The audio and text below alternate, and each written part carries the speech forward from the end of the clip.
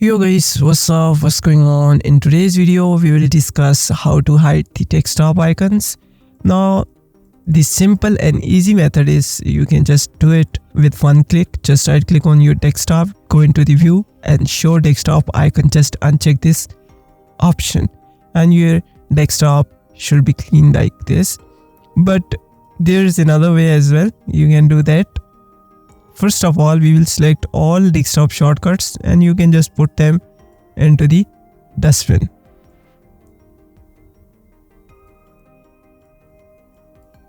That's it.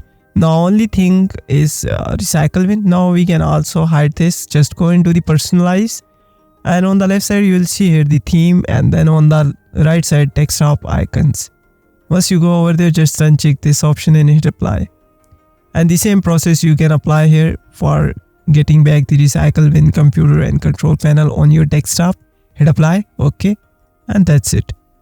I hope guys you like this video. If you have any question, just let me know in the comment section. See you in the next video. Till then, just take care of yourself. Allah Hafiz. Bye bye.